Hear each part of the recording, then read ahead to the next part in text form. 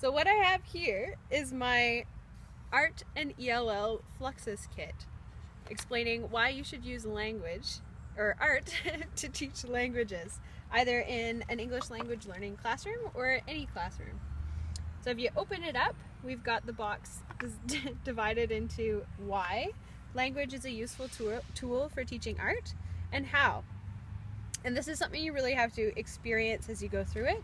Fluxus was an art movement developed in the 60s and 70s that really focused on the experientiality of things and interacting with them. So I'll try and interact with you through the video, but I don't know if it'll do it justice. As for why you should use English to teach art though, we've got a little flip book here.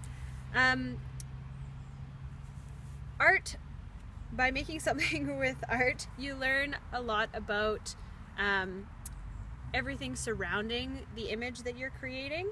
So I've got a flip book here explaining that by doing art, you're learning extra vocabulary. For example, if I needed to explain happiness, it's a difficult concept to explain, but by engaging with that concept, you're also learning several different synonyms for it and ways of expressing it. If you're a language learner, these are maybe ways you wouldn't encounter unless you try and explore it in more depth. Things like idioms and such like that. If you're expressing that concept as well through art, either visually or in some other ways, you find out that there are a lot of different ways that you can personally express happiness. So I have explained things that make me happy, like this color teal and petrichor, which is the smell of dirt after rain. I might not know the name for that unless I actually try and explain it through art. Stories make me happy, and space, good food, and kayaking, and the ocean. And these are all extra vocabulary that I'm learning through drawing images. Because these are images too, it doesn't matter which language I start with. They're kind of concepts that transcend language, and arguably art is maybe a universal language.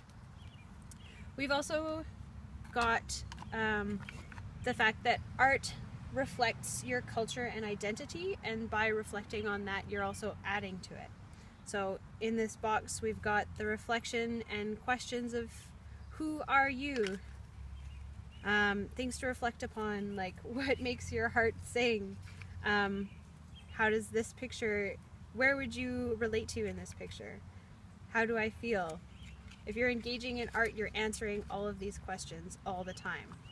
And your culture and identity is related to the community through art. You put together pieces of your own personal experiences, and if you're in the classroom, these experiences are all joined together to create kind of a class map or a community map that explains where everyone is from and how they relate to each other. As for why or how you can actually use art in your classroom, we've got examples of pedagogy,